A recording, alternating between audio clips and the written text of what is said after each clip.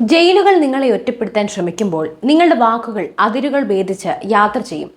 കേൾക്കുമ്പോൾ വളരെ വികാര നിർഭരമെന്ന് തോന്നുമെങ്കിലും ഈ വരികൾക്ക് പിന്നിലെ രാഷ്ട്രീയം പരിശോധിച്ചാൽ ഏതൊരു സാധാരണക്കാരന്റെയും നെഞ്ചിടിപ്പ് കൂടും. ലോകത്തിന്റെ നെഞ്ചിടിപ്പായ ന്യൂയോർക്ക് നഗരം ഇന്നൊരു വലിയ ചോദ്യചിഹ്നത്തിന് മുന്നിലാണ് നിൽക്കുന്നത്. ഭീകരവാദ ആരോപണങ്ങൾ നേരിടുന്ന വർഷങ്ങളായി തടവിൽ കഴിയുന്ന ഒരാൾക്ക് ഐക്യദാർഢ്യം പ്രഖ്യാപിച്ച് സാക്ഷാൽ ന്യൂയോർക്ക് ഗവർണർ തന്നെ രംഗത്തെത്തിയിരിക്കുന്നു. ഇത് കേവലം ഒരു കത്തല്ല, മറിച്ച് വരാനിരിക്കുന്ന ഒരു വലിയ ദുരന്തത്തിന്റെ സൂചനയാണ്. വിനയ് ക്വാത്രയ്ക്ക് ലഭിച്ച ആ കത്ത് നോക്കാം. അണിയറയിൽ നടക്കുന്നത് എന്താണ്? ഇന്ത്യയുടെ US അംബാസഡർ വിനയ് ക്വാത്രയുടെ മേശപ്പുറത്ത് എത്തിയ ഒരു കത്ത് ഇപ്പോൾ നയതന്ത്ര ലോകത്ത് വലിയ ചർച്ചയായിരിക്കുകയാണ്. US പ്രതിനിധി സഭയിലെ 8 പ്രമുഖ നിയമനിർമ്മാതാക്കൾ ഒപ്പിട്ടൊരു കത്ത്. അതിൽ ആവശ്യപ്പെടുന്നത് ഒന്ന് മാത്രമേയുള്ളൂ: ഉമർ ഖാലിദിന്റെ മോചനം. ജിം ഗവർണർ ജാമി റാസ്കിൻ തുടങ്ങിയവർ ഉൾപ്പെട്ട ഈ സംഘം ഉന്നയിക്കുന്നത് അന്താരാഷ്ട്ര നിയമങ്ങളും മനുഷ്യാവകാശങ്ങളുമാണ്.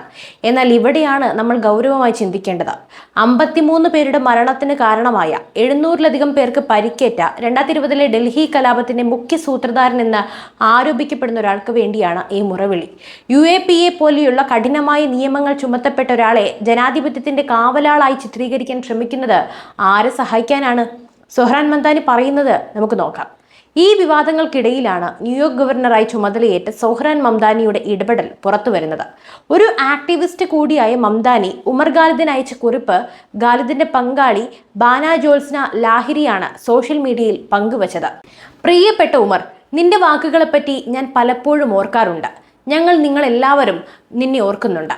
ഈ വരികൾ കേവലം സൗഹൃദത്തിൻ്റെതാണോ, അതോ വിനാശകരമായ ഒരു പ്രത്യയശാസ്ത്രത്തോടുള്ള ചായ്വാണോ? ഒരു ഭരണാധികാരി എന്ന നിലയിൽ ഇത്രയും ഗൗരവകരമായ കുറ്റാരോപണങ്ങൾ നേരിടുന്ന ഒരാളെ പരസ്യമായി പിന്തുണയ്ക്കുന്നത് ആ രാജ്യത്തിന്റെ സുരക്ഷയെ തന്നെ ബാധിക്കുന്ന ഒന്നാണ്. ഭീകരവാദത്തോട് മൃദു സമീപനം സ്വീകരിക്കുന്ന ഇത്തരം ഭരണാധികാരികൾ ഉള്ളപ്പോൾ ന്യൂയോർക്ക് നിവാസികൾ ഭയപ്പെടേണ്ടിയിരിക്കുന്നു. ബംഗ്ലാദേശ്, കാനഡ, ലണ്ടൻ, അടുത്തത് ന്യൂയോർക്കാണോ? ലോകത്തിന്റെ വിവിധ ഭാഗങ്ങളിൽ നമ്മൾ കണ്ടുകൊണ്ടിരിക്കുന്ന കാഴ്ചകൾ ഭീതിജനകമാണ്. തീവ്രവാദത്തെയും തീവ്ര ചിന്താഗതികളെയും പ്രീണിപ്പിക്കാൻ ശ്രമിച്ച രാജ്യങ്ങളെല്ലാം ഇന്നതിന്റെ ദുരന്ത ഫലങ്ങൾ അനുഭവിച്ചുകൊണ്ടിരിക്കുകയാണ്.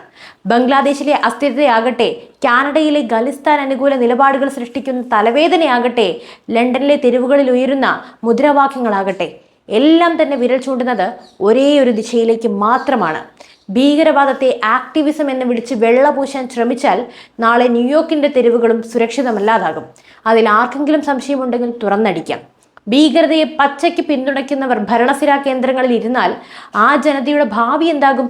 വികസനവും സാങ്കേതിക വിദ്യയും കൊണ്ട് ലോകത്തെ വിസ്മയിപ്പിക്കുന്ന ന്യൂയോർക്ക് തീവ്രവാദ ആശയങ്ങളുടെ വിളനിലമായി മാറാൻ അധിക സമയമൊന്നും വേണ്ടിവരില്ല. അന്താരാഷ്ട്ര ഗൂഢാലോചനയാണോ ഇതിനു പിന്നിൽ? ഇന്ത്യയുടെ ആഭ്യന്തര കാര്യങ്ങളിൽ ഇടപെടാൻ US നിയമനിർമ്മാതാക്കൾ കാണിക്കുന്ന ഈ ഒരു അമിതമായ താല്പര്യം ചോദ്യം ചെയ്യപ്പെടേണ്ടത് തന്നെയാണ്.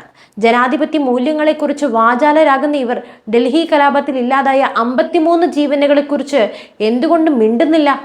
അനാഥരായ കുടുംബങ്ങളെക്കുറിച്ച് എന്തുകൊണ്ടവർ മിണ്ടുന്നില്ല? എന്തുകൊണ്ട് ഉത്കണ്ഠപ്പെടുന്നില്ല? ഇതെല്ലാം തന്നെ സംശയത്തിന് നിഴലിൽ തന്നെയാണ്.